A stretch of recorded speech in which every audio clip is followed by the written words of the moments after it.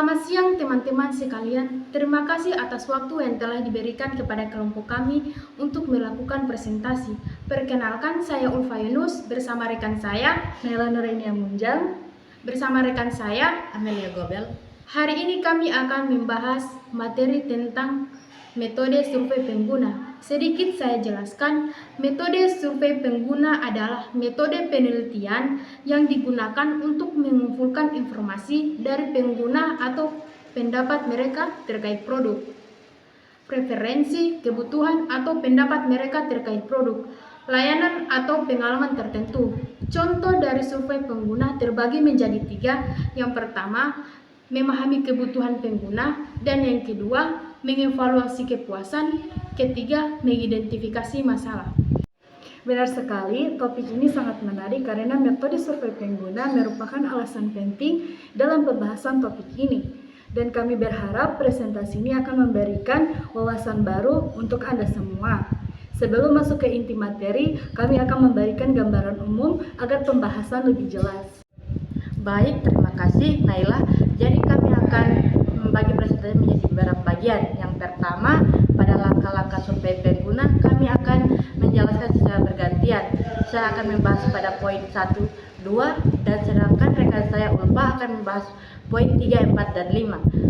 Dan Naila akan menutup dengan membahas poin 6, 7, dan 8. Tanpa berlama-lama lagi, mari kita mulai dengan pembahasan poin pertama dan seterusnya. Baik, sekarang kita akan masuk pada pembahasan metode survei pengguna. Untuk penjelasan langkah-langkah sudah dibagi poin per poin, yang dimana saya akan membukanya dengan menjelaskan poin 1, 2. Poin 1, tujuan survei, mengidentifikasi apa yang ingin dicapai melalui survei. Apakah untuk mendapatkan umpan balik tentang produk, memahami kebutuhan pengguna, atau mengevaluasi kepuasan pelanggan. Poin 2, pilih metode survei. Tentukan metode yang akan digunakan seperti survei online, wawancara langsung, atau diskusi kelompok. Selanjutnya, pilih metode yang paling sesuai dengan tujuan dan audiens. Selanjutnya, untuk poin 3, 4, dan 5 akan dilanjutkan oleh teman saya. Baiklah, saya akan melanjutkan poin 3, 4, dan 5. Poin 3, rancangan kuesioner. Buat pertanyaan yang jelas dan relevan. Gunakan berbagai tipe pertanyaan seperti pilihan ganda, skala Likert, dan pertanyaan terbuka. Pastikan pertanyaan mudah dipahami dan tidak bias. Poin keempat, tentukan audiens target. Identifikasi siapa akan dijadikan respon survei. Pastikan bahwa audiens mencerminkan kelompok pengguna yang relevan dengan tujuan survei. Poin 5, sebarkan survei. Luncurkan survei melalui saluran yang tepat seperti email, media sosial, atau situs web. Pastikan untuk memberikan instruksi yang jelas tentang cara mengisi survei. Nah, begitupun untuk poin 6, 7, 8 akan dilanjutkan oleh teman saya, yaitu Nela Nurenia Munjang. Poin 6 yaitu kumpulan data. Tetap awasi pengumpulan data dan pastikan bahwa respon yang diterima cukup untuk analisis. Jika perlu, dorong partisipasi lebih lanjut. Yang ketujuh yaitu analisis data. Setelah mengumpulkan selesai, analisis data untuk menemukan pola dan wawasan. Gunakan alat analisis statistik jika diperlukan untuk mendapatkan hasil yang lebih mendalam.